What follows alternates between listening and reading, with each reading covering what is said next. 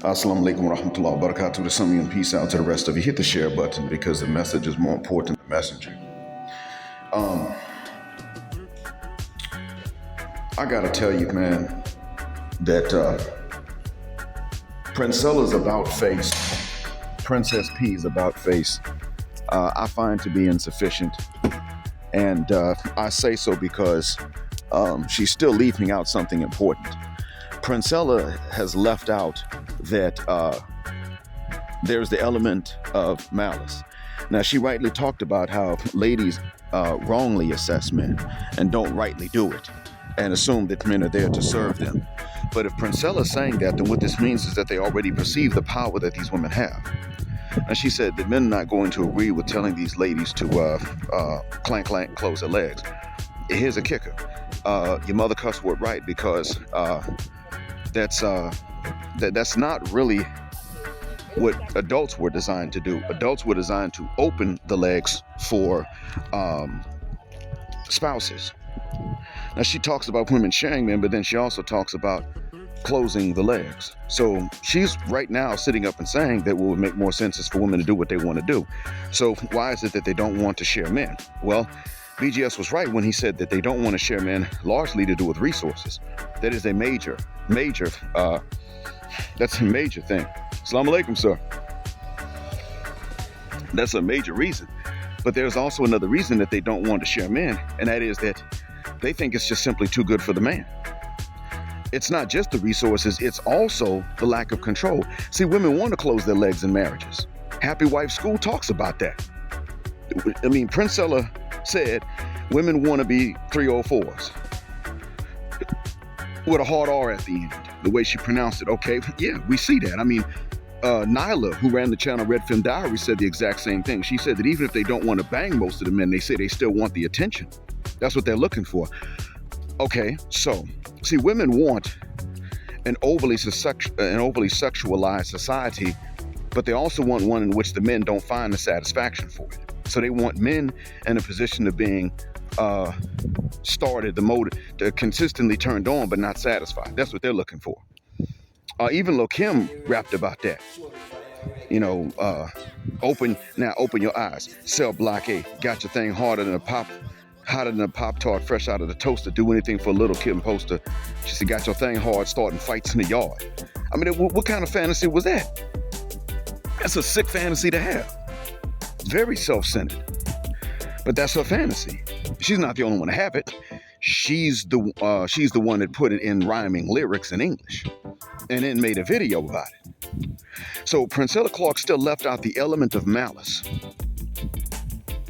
And she tried to say things again like what women don't know. No, see, they know and they don't effing care.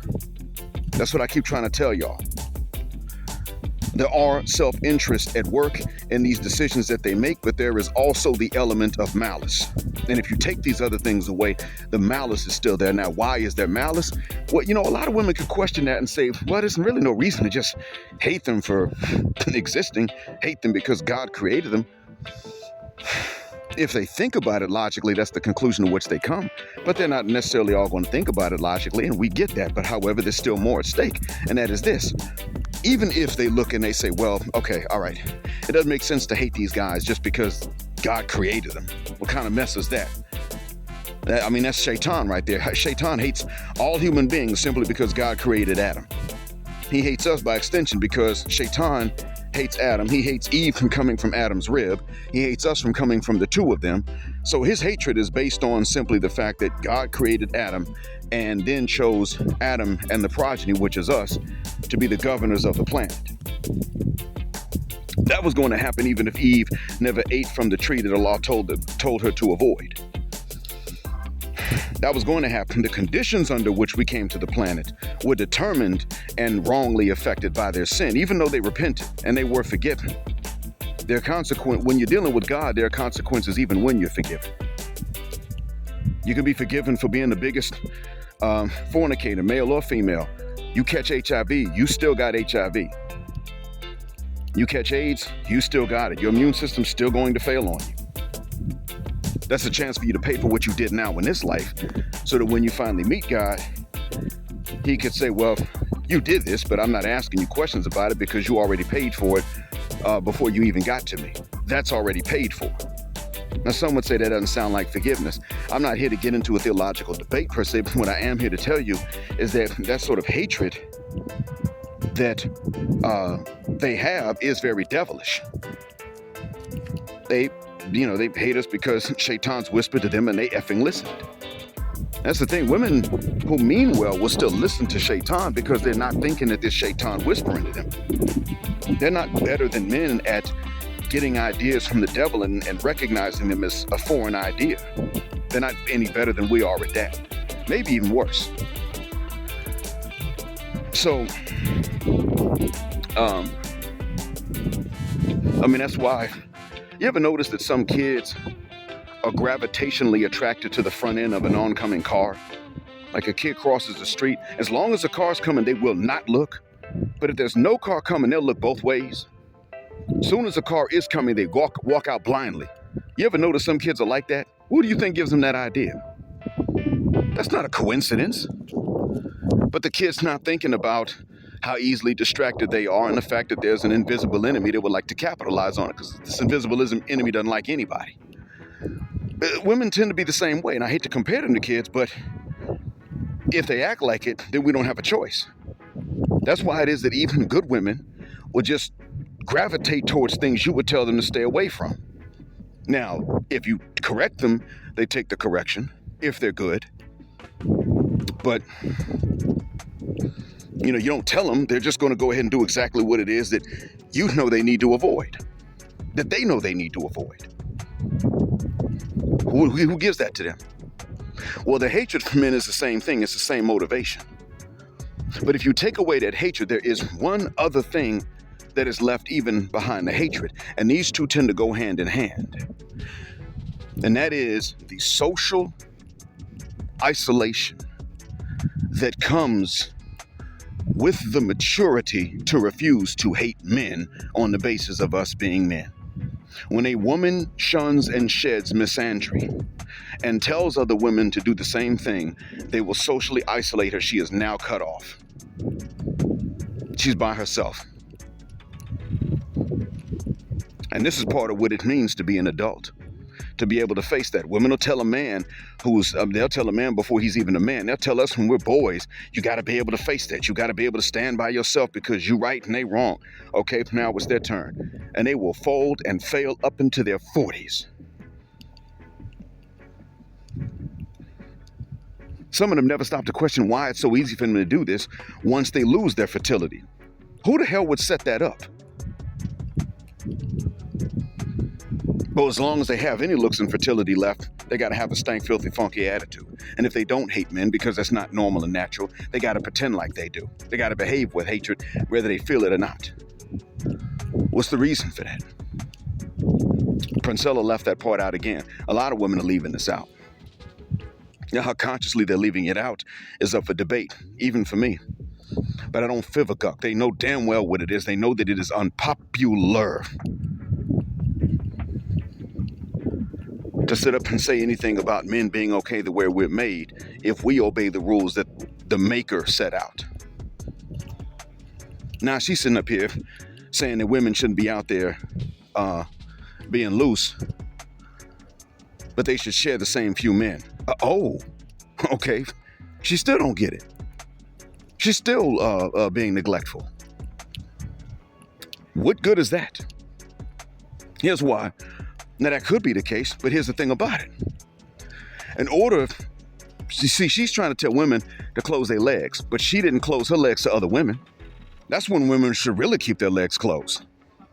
Naturally speaking, it's just far worse for a woman to fornicate with another woman than it is for her to fornicate with a dude. Less permanent, but it's actually far worse. It's unnatural. She's been doing this, but then she's telling ladies to close their legs to men. She still serves a satanic agenda.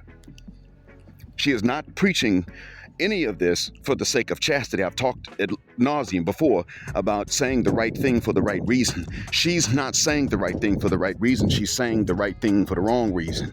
And she's actually not saying the right thing. See, she doesn't tell these ladies to go and get a husband to compete. or to make an effort to be as good a wife as some other woman. She does not tell women to do that. She tells women, just be difficult. Share the same few men, but be difficult. She doesn't tell women to drop that excessive materialism that they have, to drop the hyper-machismo that these women have. It ain't masculinity, but it's just machismo. You got to be able to wrestle an elephant and win for me to submit to you, bitch. Tell you what, how about you feed that elephant hay? Just go and feed the one that's in the zoo. He's used to people. He sees you feeding him. He knows you're not the threat. You mean no harm. Just go ahead. Oh no, he too big. Bitch, shut the fuck up. It ain't my job to wrestle an elephant. That's why I look at the Maasai and I say, what the hell did you have it as a rite of passage to kill lions for? Now, it's one thing to be able to terrorize lions so that at least they don't just take your livestock and take your people. That's a good idea. But you just go out and you just hunt them and kill them when they're not doing anything? So if they don't come mess with you, you got to go into the wilderness to find them and hunt them and kill them to qualify to get some pussy? And not only that, but in a marriage where you still have to be the protector and the provider. You're doing too much. It's okay that you got to become a man, that you got to learn to be on your own and to live on your own, but kill a lion for what? I don't mean the ones that came and took your livestock or the ones that started stalking the village and you see them eyeballing the kids when they playing. I'm talking about you got to go out and on the offensive and grab one that ain't doing nothing to nobody and take them out. And you got to do it by yourself. If there ain't a 16-year-old alive that I can't kick the crap out of, then what the hell you doing sending them out to go and kill a damn lion? There's not a lion alive that I can kick the crap out of. Or you. And we black folks, we have to be honest, we've been a little bit too easy. I said it before, men in general have been too easy, but we black men have been entirely too goddamn easy, even back home sometimes. Not in terms of listening to them and doing what they say per se, but trying to do too much to qualify for them. You learn to take care of yourself and then to take care of somebody else. You learn leadership, that's fine and dandy, but you do not sit up here and go out and upset natural balances to qualify for these broads. You do not subject yourself to unrealistic physical challenges or mental challenges to which these broads would never subject themselves on your behalf. And you know, one tribe, the one I mentioned that lives in parts of Sudan and Ethiopia, I think they're called the Hamada tribe. That tribe there is one in which the women, the sisters and the mothers of these young men, will emotionally blackmail these young men by flogging themselves and saying, we're doing this for you. Now you got to go and jump these cattle for us. Wait a minute, hold up. Everything was fine till you flogged yourself. Till you just started hitting yourself for no reason, so that I got to jump over the back of a cow whose back has been smeared slick with its own boo-boo in order to qualify to marry a broad. I tell any, if you're a Hama man, go back and tell the rest of the Hama men. If you can hear this and understand it, go back and tell the rest of the Hama men they can marry women from other tribes without doing all that BS. I'm sure they already know it. Just remind them and see what happens. But again, Princella left out the malice.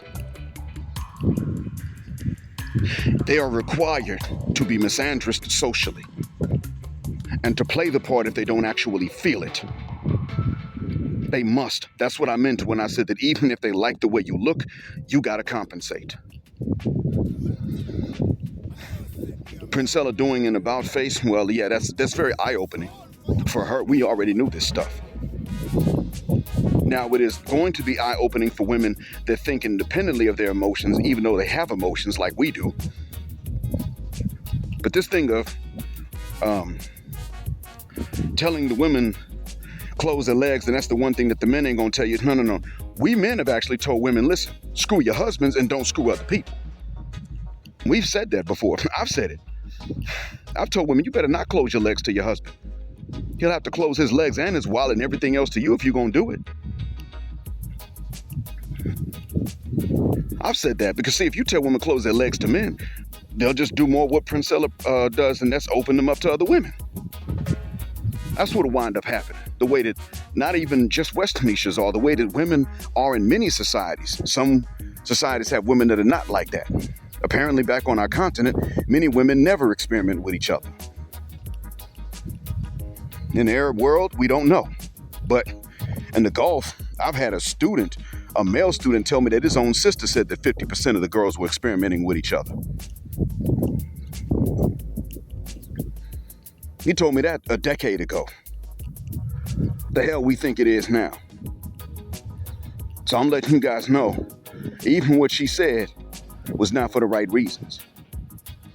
That's part of why it is I keep saying that the solution that I told you all is the solution. Because under that solution, if you fully understand it, you got to say the right thing for the right reasons too. Your intentions matter. Okay, you said something that's correct. Why did you say that? Oh, yeah, that's important. But with a thought.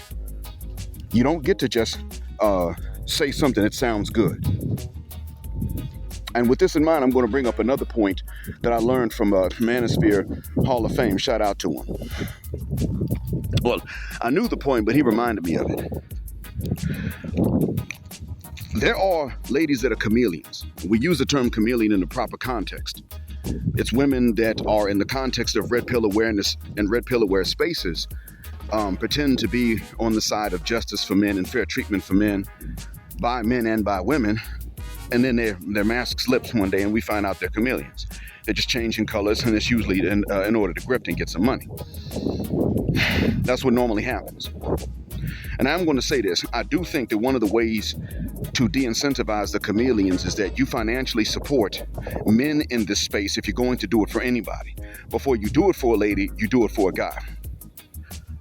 I'm fine with it if it's me. I'm fine with it if it's another man. Send AC a Cash App. You can send something to me.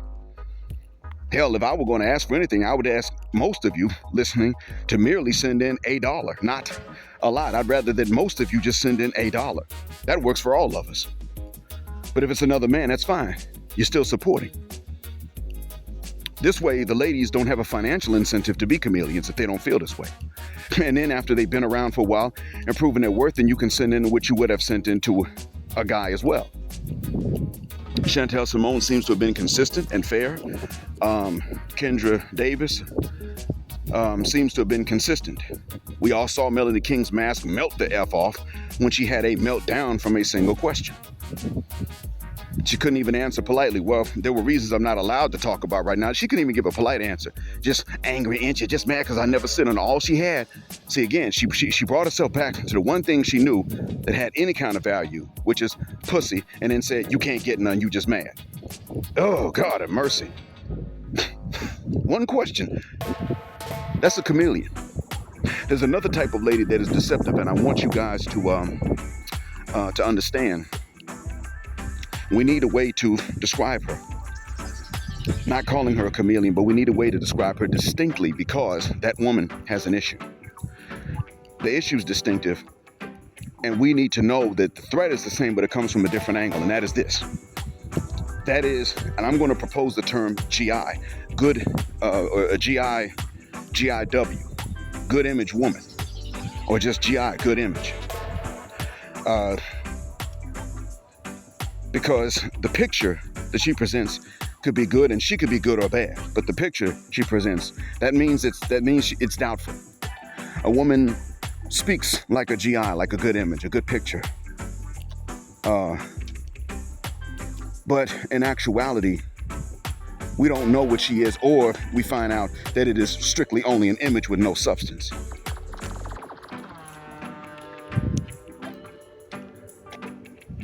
So I would say that a GI, good image. Manosphere Hall of Fame proposed to call her Macaroni Imposter, or Imposter from Outkast, but that was a reference, when they said that on their album, that was a reference to men.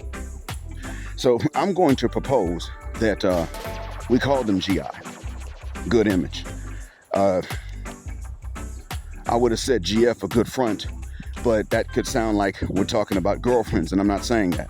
These are women that don't necessarily talk in the context of the red pill awareness or the gender conflict itself. They just merely talk in general about women needing to be chaste and say no and turn down dick and not fornicate. But they don't promote marriage. A lot of church women will do that. Good images. They may not have anything to say about the gender war and the gender conflicts and the red pill awareness arising from such, but they would generally tell women to be clean. And these women can pass a litmus test that a chameleon cannot. A chameleon would get around women in a hair salon, she'll either fuck the shuck up, maybe not even be a chameleon, or that woman to turn around and change what the hell she said, which means that she's now doubtful. That's somebody you gotta watch out for. One pomeriggio. So, now a chameleon will turn around and say the same things they're saying in the hair salon. That's a chameleon.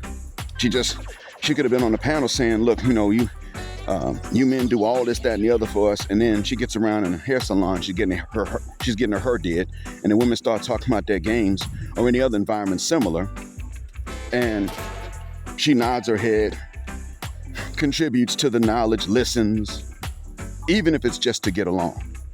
Yeah. Now, if it's to spy, fine, but you can't expect them to turn on each other like that. They should, but you can't expect it. We know that. So, getting back to the point, the good image woman usually is the Sunday school teacher who wears the church hat even on Wednesdays, dressed like she's going to church any day of the week, maybe talks about the rapture, would tell women to be chaste, close your legs. She will not say to them, listen, look for a good husband, open your legs to him, take care of him the way you want him to take care of you, look after. She will not say that. She doesn't promote marriage. She just promotes chastity and saying no. She doesn't even tell men to take their power back by saying no. She doesn't even tell men that. She just tells the women to do it. So she's saying a good thing for a wrong reason. But when it comes down to it, when she has a man, she will run that man away. And then she also gets married, she will probably cheat on that man. These are women that probably wind up marrying deacons, and then they cheat on the deacons because they find it easier to be by themselves with no ding-a-ling than to be locked into a ding-a-ling attached to a praying man, like a deacon or the pastor or somebody like that.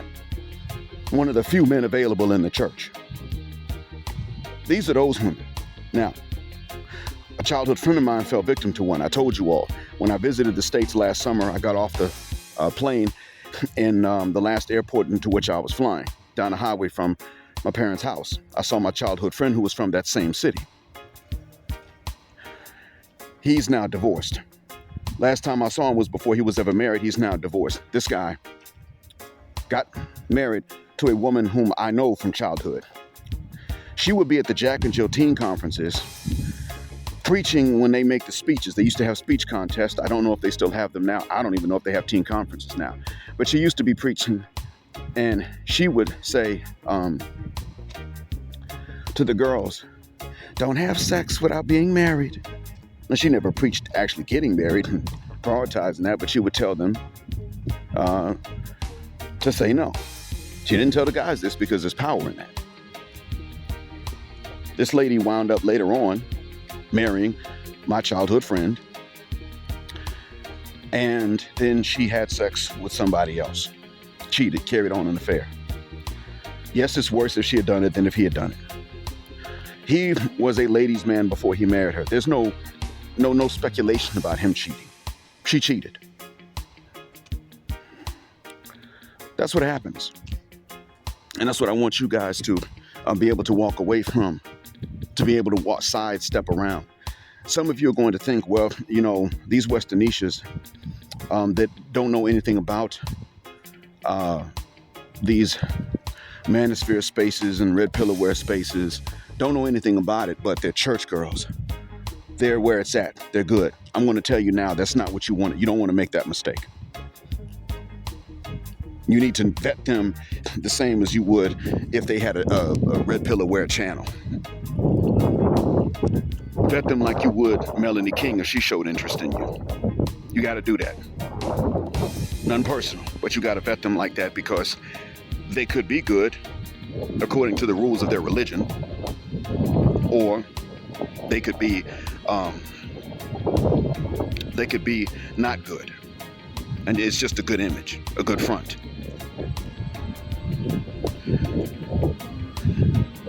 It could be the campaign representative that you keep seeing. And that's what I wanted you guys to keep track of and be ready to sidestep and get around. Be able to avoid. Leaving the country is hard. Many of you will not be able to. But I don't want you thinking that because you can't leave, then you got to start looking for someone there. One, you don't look. Let them come after you. If they don't, then stay by yourself. But otherwise, let them come for you. And if they do, you vet them. And even if they don't seem to be aware of any sort of red pill awareness, same thing. They don't know nothing about manosphere. They seem like that. Same thing. You vet them anyway. You vet them like you would a chameleon. But you have to recognize that they might be distinct because they don't show any awareness of it. That's the difference. So I hope that this helps you out. Thank you all for listening. As always, black heart, black mind, blackout, assalamu alaikum, black heterosexual, non-select male power just because they don't like it, black patriarch until extinction of judgment day. Thank you for flying with us again here on Jet Black Airways, where the phrase jet black is also a verb. Keep jetting black with us until the wings and the wheels fall off. Gender, justice forever.